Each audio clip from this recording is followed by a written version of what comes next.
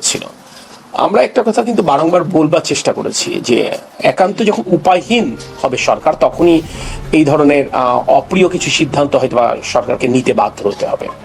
তো মিডল ইস্টের ক্রাইসিসের কারণে এই ধরনের বাস্তবতা এসেছে, এবং মূল যে ব্যাপারটা, যেটাতে মূল আমাদের কনজাম্পশন অর্থাৎ ডিজেল প্রায় 66%, এইটাকে কিন্তু এটার পেছনে সবচেয়ে বেশি ভর্তুকি সরকারকে দেওয়া লাগে, কিন্তু তারপরে কিন্তু এটা আনটাচড।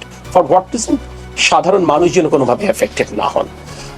বাট আমি যেটা বলেছি, আমরা যে উপায়হীন, এটা আমি শুধু বলছি না, আমার তুলনায় আপনারাও ভালো জানেন। সেক্ষেত্রে কিছু কিছু জায়গায় বাধ্য হয়ে কিছু অ্যাডজাস্টমেন্ট করতে হয়েছে। না, আসলে পরপর 2 দফা তেলের দাম বেড়েছে, যদি এবার অ্যামাউন্টটা হয়তো কম। সাধারণ মানুষের মধ্যে একটা টেনশন কাজ করছে, আবার বাজেট আছে, তেলের দাম কি পর্যায়ক্রমে আসলে বাড়বে?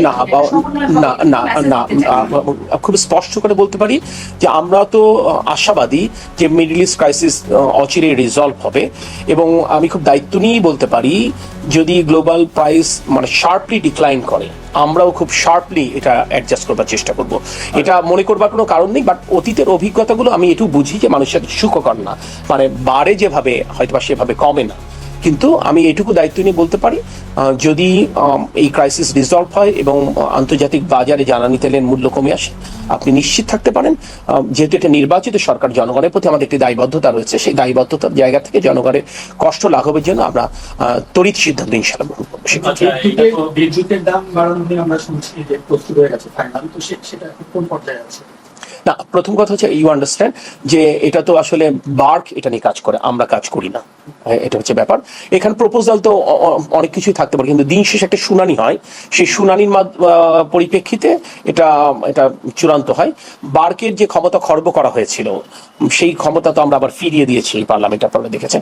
So what they are doing till now, কোনো ডিসকাশন আসলে তাদের সাথে আমাদের এখন পর্যন্ত হয়নি।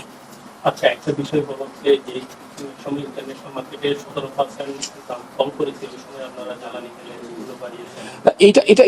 এটা তো অবশ্যই আপনি বলতেই পারেন, কিন্তু এ কথা তো কেউ বলছে না যে যখন জ্বালানি তেল মূল্য শতভাগ বৃদ্ধি পেয়েছিল, তখনও সরকার জ্বালানি তেলের মূল্য বৃদ্ধি করেনি। সো এটা তো আপনি নিজে বুঝবেন, সরকার এটা একটা বাজেট ব্যবস্থাপনা আছে, তো সরকার এটা যখন সুযোগ পাবে, এটা তো কিছুটা হলে সমন্বয় করতে হবে, তা নাহলে আপনি যে সোশ্যাল সেফটি নেটে আপনি যে কিভাবে কাভার করবেন। আজকে আমরা বলছি যে আমরা স্বাস্থ্য খাতে বাজেট বরাদ্দ বাড়াতে চাই, আমরা বলছি শিক্ষা খাতে আমরা বাজেট বরাদ্দ করতে চাই, আমরা যে অসচ্ছল পরিবারগুলোকে আমরা ফ্যামিলি কার্ড দিতে চাই, আমরা যে কৃষকদেরকে ফার্মার্স কার্ডের আওতায় আনতে চাই।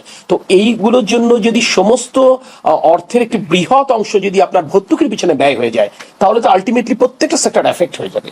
তো যখন এটা স্কোপ থাকে, তখন কিছু রিঅ্যাডজাস্টমেন্ট হয়, এবং এটা হতেই হয় সব সেক্টরগুলোকে সচল রাখার জন্য, সকলের সুবিধার্থে। প্রথম কথা হচ্ছে, আমি খুব স্পষ্ট করে একটি কথা বলতে চাই যে আমরা 180 ডেজে যে প্ল্যান নিয়েছি, আপনারা যদি আমাদের স্টেপস গুলো দেখেন, তাহলে আপনারা বুঝবেন যে আসলে আমরা স্বাবলম্বী হতে চাচ্ছি। আমাদের স্টেপস গুলো যদি আপনারা ফলো করেন, তাহলে আপনি দেখবেন যে আসলে এই ভর্তুকিগুলো একদিকে যেমন কমিয়ে আনার একটা প্রশ্ন আছে, অপরদিকে জনদুর্ভোগ কমানোর একটা ব্যাপার আছে। আচ্ছা, ভর্তুকি প্রশ্নগুলো কেন আসলো? ভর্তুকি প্রশ্ন তো আসলো যে উচ্চ দামে আমি বিদ্যুৎ কিনছি, তাহলে উচ্চ মূল্যের এই পাওয়ার প্ল্যান্টগুলোকে যদি আমরা আস্তে আস্তে রিনিউয়েবল এনার্জি দিয়ে রিপ্লেস করতে পারি, তাহলে বিদ্যুৎ উৎপাদন ব্যয় কমে যাবে। তো বিদ্যুৎ উৎপাদন ব্যয় কমে গেলে আমার সরকারের ভর্তুকিও যেমন কমবে, গ্রাহকরাও কিন্তু আমরা সাশ্রয়ী মূল্যে আমরা বিদ্যুৎ দিতে পারবো। ব্যাপারগুলো তো এইরকম, তো সেই পরিকল্পনাগুলো রয়েছে। এবং আপনারা দেখেন, আমরা অফশোর বিডিং এ গেছি, আমরা ইস্টার্ন রিফাইনারির সেকেন্ড ইউনিটের জন্য আমরা পিএমসি কন্ট্রাক্ট আমরা ওপেন করেছি। ফর হোয়াট রিজন এত আর্লিয়ার করছি? আমরা চাচ্ছি সরকারের এই মেয়াদের মধ্যে যেন এই প্রজেক্টগুলো লঞ্চ করে। আমরা ইন্ডাস্ট্রি গ্যাস পাচ্ছে না, বহু ইন্ডাস্ট্রি হাজার হাজার কোটি টাকা বিনিয়োগ করে বসে রয়েছে। এখানে ইন্ডাস্ট্রিগুলো গ্যাস পেলে কি হবে? মানুষের কর্মসংস্থান হবে, ইকোনমির রোল ওভার করবে, এটা তো আমরা সকলে বুঝি, কিন্তু উই আর আন্ডান, আমরা এটা পাচ্ছি না। আপনি বলবেন আমি রাতারাতি কিন্তু গ্যাস আমদানি করেও কিন্তু এই গ্যাস সরবরাহ করতে পারবো না, কারণ এই ইনফ্রাস্ট্রাকচার নেই। আমাদের এখানে দুটো এফএসআরইউ রয়েছে, প্রয়োজন হলে কত দ্রুত আমরা তৃতীয় চতুর্থ পঞ্চম এফএসআরইউ আমরা প্রয়োজন হলে এটা ইনস্টল করতে পারি, সে ব্যাপারে কিন্তু আমরা কাজ করছি। আপনারা খুব অচিরেই আপনারা এই পরিবর্তনগুলো দেখবেন। সব বিদ্যুৎ সেক্টরের ক্ষেত্রেও আছে। আপনারা যেমন বললেন যে আপনারা আমাদের সকলেরই কম বেশি ঈদটা স্বস্তির কেটেছে, কিন্তু সত্যি কথা বলতে যদি আপনি আমাকে বলেন, আমি খুব স্বস্তি অনুভব করিনি। কেন করিনি? যাদেরকে আমরা নিরবিচ্ছিন্ন বিদ্যুৎ দিতে পেরেছি আলহামদুলিল্লাহ, সেটা হয়তো একটা তৃপ্তি এনেছে।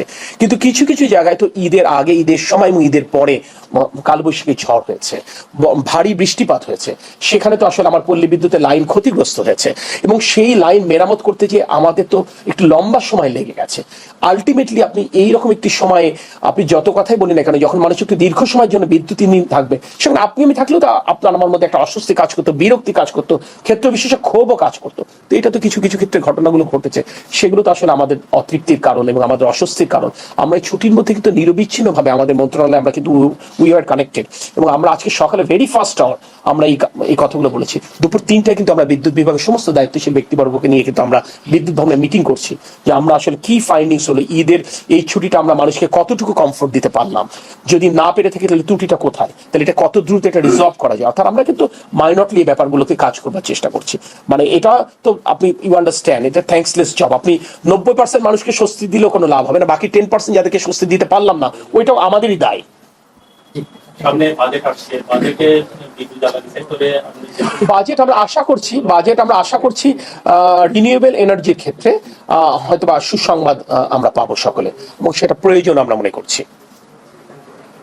Thank you. বিদ্যুৎ না থাকার যে সংকট যেটা বলছেন, অনেক জায়গায় ছিল না, অনেক স্টারও দিয়েছে, আপনাদের আমরা বললাম দিয়েছে, বলছেন পল্লী বিদ্যুৎ লাইনের সঞ্চালনের সমস্যা।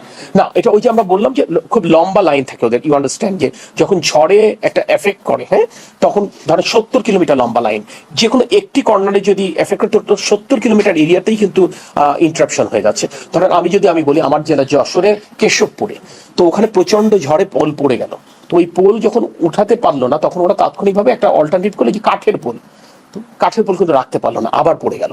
মানে এই যে প্রবলেমগুলো, কিন্তু আমরা কিন্তু এই জরুরি পরিষেবার আওতায় এই ছুটি কিন্তু বাতিল করেছিলাম আমরা, এটা কিন্তু ঈদের আগে, এবং ঈদের আগে কিন্তু আমরা সকলে কিন্তু প্রত্যেকে বাড়িতে গেছি, আমার মন্ত্রী থেকে শুরু করে আমি কিংবা আমার সেক্রেটারি, কিন্তু আমরা প্রত্যেকে কিন্তু যার এলাকায় কিন্তু অফিস করেছি, অর্থাৎ বিদ্যুৎ বিতরণ সংস্থাগুলোর সাথে কিন্তু আমরা বসে তাদেরকে অন ফিল্ডে রাখবার চেষ্টা করেছি।